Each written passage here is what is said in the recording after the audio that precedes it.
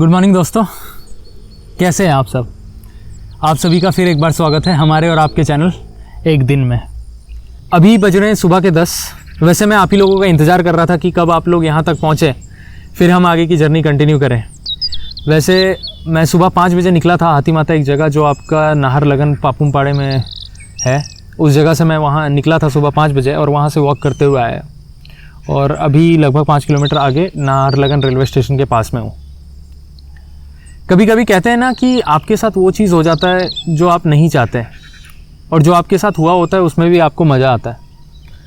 शायद अगर मैं हिच हाइक करते हुए लिफ्ट मांग के जाता तो शायद मैं ये जगह नहीं महसूस कर पाता या ये जगह तक नहीं पहुंच पाता। जब मैं वॉक करते हुए यहाँ पे आया तो मुझे नहीं पता था कि यहाँ पे इतना सुख या शांति मिलेगा आपको। लगभग 2 घंटे से बैठा हुआ हूँ लेकिन शांति है। सुबह क्या किए उसका वो थकान बिल्कुल याद नहीं है। शाम को क्या होगा, क्या करेंगे, वो भी ध्यान में है ही नहीं कि कुछ करेंगे भी। लेकिन इस बात की अलग से खुशी है, अलग से एक शांति है यहाँ पे इस खूबसूरत नज़ारों में। मन कर रहा है कि यहाँ पे और आधा घंटा 1 घंटा बैठे रहें।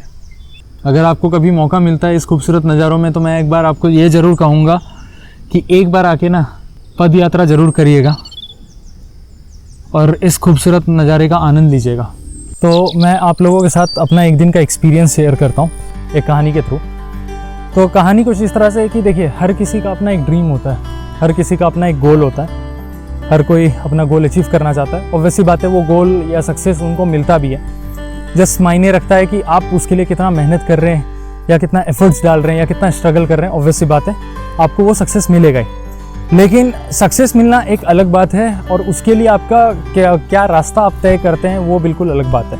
रास्ता का कोई डिसाइड नहीं होता। हो सकता है कोई ज़्यादा स्ट्रगल करे, हो सकता है कोई कम स्ट्रगल करे, है ना। लेकिन जो ऑनलाइन हम रिसर्च करते हैं, ऑनलाइन रिसर्च उतना ही काम आता है जितना हम ऑनलाइन गाड़ी चलाना सीख के रियल लाइफ में गाड़ी चलाते हैं। ऐसी ही कुछ कहानी मेरे रिसर्च की भी है जो मैं आपको सुनाता हूँ अपने एक दिन का एक्सपीरियंस का। आपको थोड़ा पता चल जाएगा रिसर्च कितना काम आता है। कल जब मैं उतरा नाहरलगन रेलवे स्टेशन पे तो मेरे रिसर्च के अकॉर्डिंग तो मुझे लग रहा था कि भाई नाहरलगन रेलवे स्टेशन जो है वो आपके ईटानगर में पड़ता है। एक सेकेंड यहाँ पे ना थोड़ा बैग रख के मैं आपको कहानी सुनाता हूँ अपनी। थोड़ा ज़्यादा भारी है तो कहानी सुनाने में उतना मेहनत के साथ में थोड़ा दिक्कत होगा। तो यहाँ पे बैग रख के मैं आपको मेरी कहानी सुनाता हूँ। तो जैसे मैं उतरा कल नाहरलगन रेलवे स्टेशन पे तो मेरे रिसर्च के अकॉर्डिंग तो मुझे लग रहा था कि नाहरलगन रेलवे स्टेशन जो है वो आपका ईटानगर में ही पड़ता है। ठीक है, अब मेरे अकॉर्डिंग था कि अब आगे यहाँ नाहरलगन से आप एनीवे आप ईटानगर में हैं ही। अब ईटानगर से क्या, फिर आप पहुँचेंगे 0, फिर उसके बाद में पहले पापुमपाड़े, फिर 0, फिर उसके बाद में आगे बढ़ते हुए जाएंगे आप कुरुंगामे डिस्ट्रिक्ट, अपर सुबनसिरी, इस तरह से।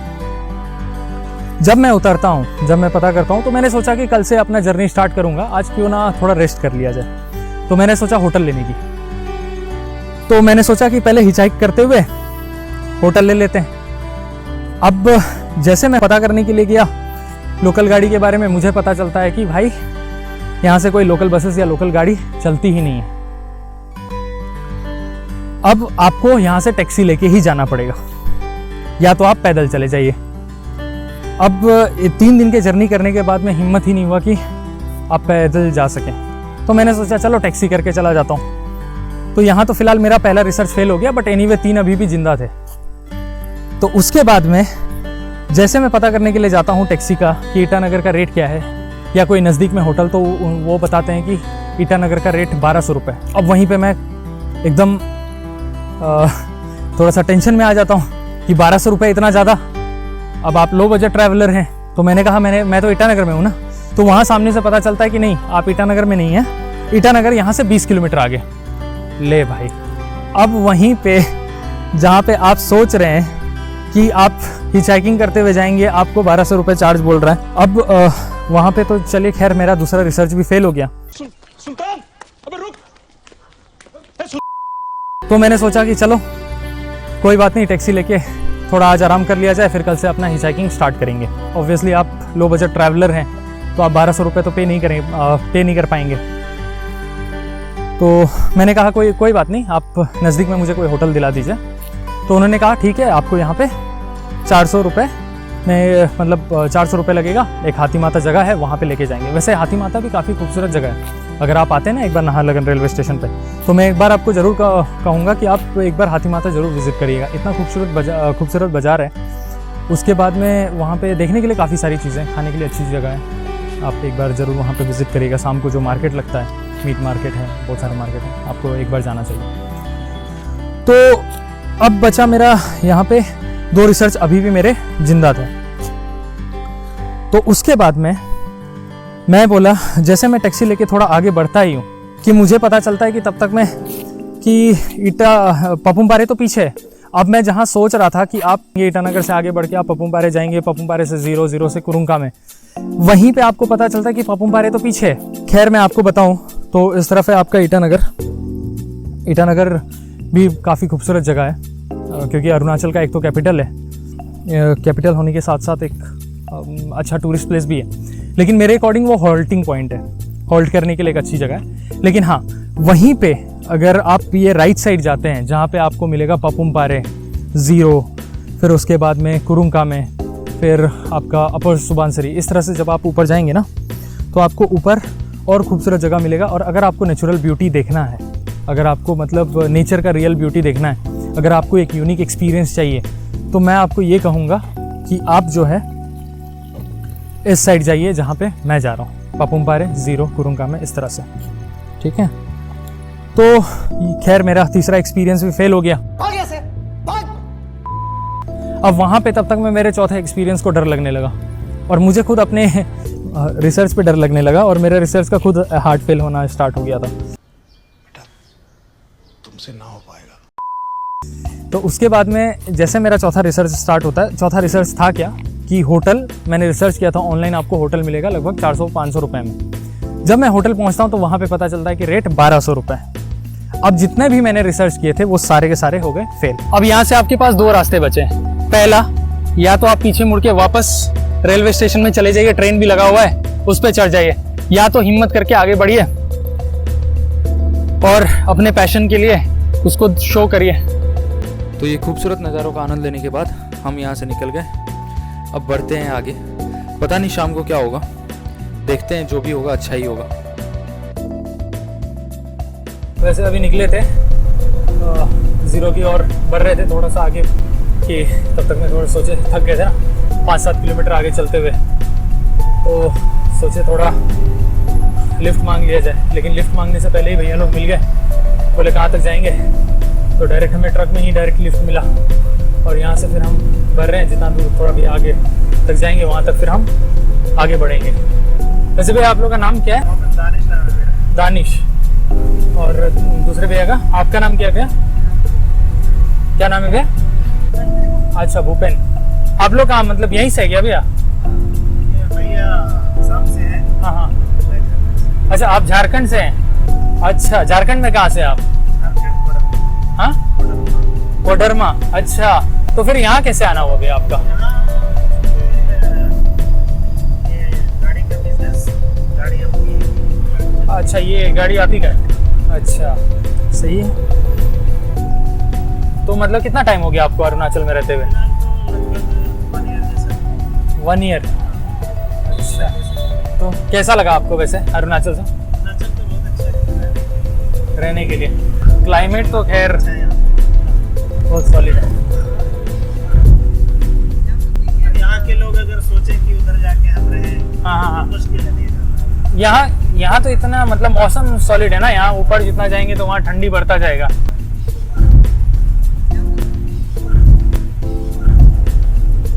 ठीक है भैया, ठीक है, थैंक यू सो मच भैया, यहाँ तक के लिए।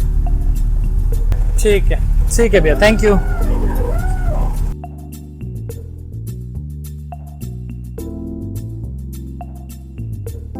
अब आगे की जर्नी कंटिन्यू करने के लिए सबसे ज़्यादा ज़रूरी चीज़ क्या है? पेट पूजा। तो चलो फिर पेट पूजा कर लेते हैं।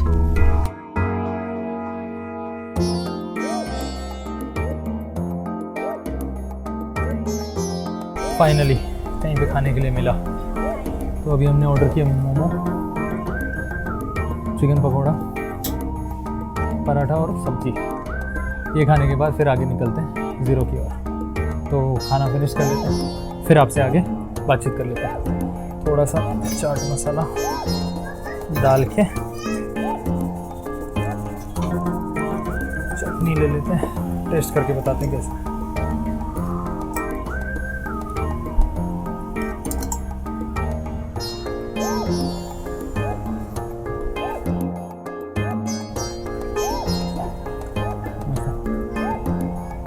बवाल चीज है बे, साला सिस्टम मिल जाता है।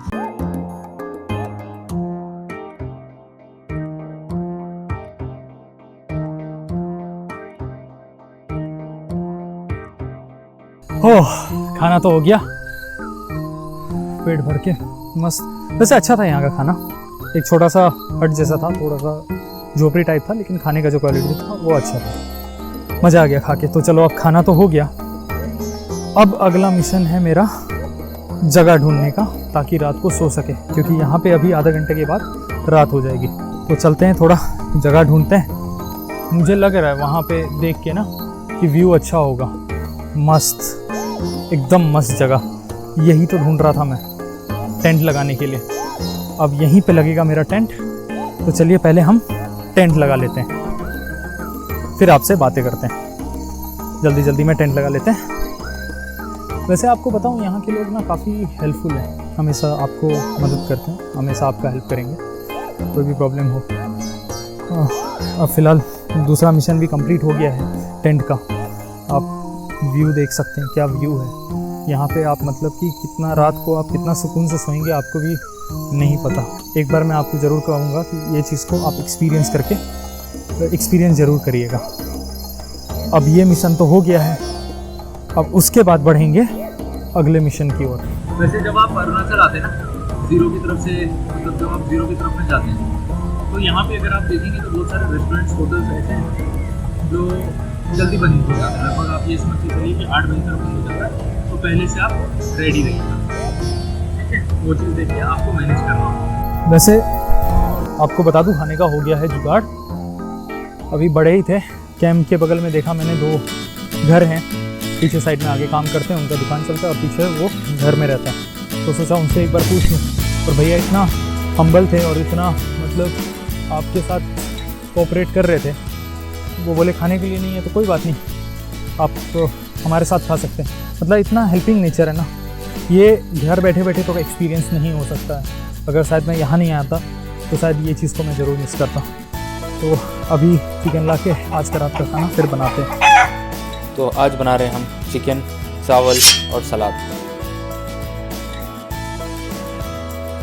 यहाँ पे क्या होता है ना, आप ज़्यादातर देखिएगा कि यहाँ पे आप चिकन जो धुलाते हैं या कोई भी आप नॉनवेज आइटम्स धुलाते हैं, ज़्यादातर गर्म पानी में धुलाते हैं। उनसे बैक्टीरिया मर जाता है, कीटाणु मर जाता है, उनका मानना है ये चीज़। तो पहले हम कर रहे हैं सलाद तैयार। आज भैया को अपना रोज़मर्रा ज़िंदगी से हमने बोले कि आज आराम करिए, आप खाना हम बनाएंगे आपके लिए, क्योंकि सुबह दुकान करना और फिर शाम को खाना बनाना, रोज़ का रोज़ वही रूटीन अच्छा नहीं लगता। चिकन हमारा धुल चुका है। ये जो आप देख रहे हैं ये है आपका नींबू। देखिए कितना बड़ा होता है, इतना में तो 15 आदमी आराम से खा ले, इतना नींबू का साइज़ है। मैंने तो ऐसा इतना बड़ा साइज़ का नींबू कभी देखा ही नहीं था।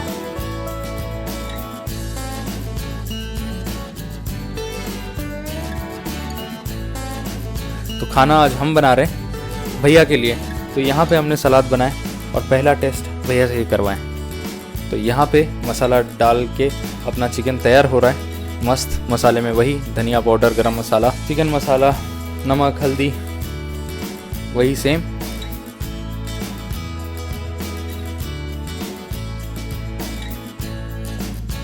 और ये हमारा चिकन तैयार हो गया। तो अब हम खाना भैया के लिए लगा रहे हैं। सबसे पहला भैया के लिए, क्योंकि उन्होंने हमें रहने के लिए जगह दी है, खाने के लिए जगह दी है।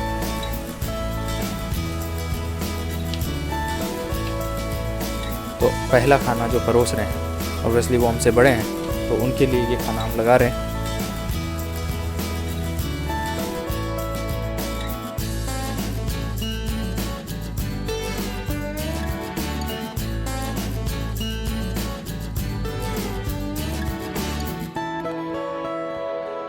अब हम अपने लिए लगाएंगे और ये हमारा खाना है। अब हम खाना खाएंगे और सोएंगे और मिलते हैं आपसे कल सुबह। आज का अगर एक्सपीरियंस का मैं बताऊं तो ओवरऑल मेरा एक्सपीरियंस काफ़ी अच्छा रहा। एक अनजान शहर में एक अनजान लड़का,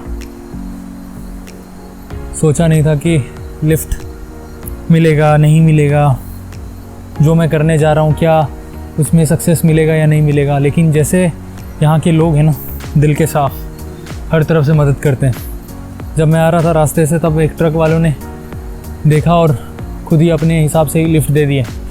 फिर तो एक रेस्टोरेंट में गया, वहाँ पे कोई दोस्त नहीं, कोई पहचान नहीं, लेकिन कुछ लोग ऐसे मिले जो अनजान होते हुए भी 1 मिनट के अंदर ऐसा दोस्ती कर लिए। तो आज का दिन और आज का एक्सपीरियंस मैं बयान नहीं कर पाऊँगा और ये मोमेंट को कभी नहीं भूल पाऊँगा। मैंने अपने एक दिन का एक मोमेंट जोड़ लिया हूँ। थोड़ा आगे बढ़ा, सोचा कि क्या हमें रात को सोने के लिए कहाँ जगह मिलेगा, नहीं मिलेगा। एक ऐसा जगह मिला, आप देख सकते हैं कि कितना खूबसूरत जगह हम टेंट लगाएं। उसके लिए भी परमिशन खुद दे दिया कि आप यहाँ सो सकते हो और हम यहीं आराम करेंगे। मिलते हैं आपसे अगली वीडियो के लिए। आज के लिए इतना ही, तो तब तक के लिए गुड नाइट। थैंक यू इतना देर देखने के लिए, यहाँ तक आने के लिए, यहाँ तक साथ देने के लिए। तब तक के लिए ओके बाय।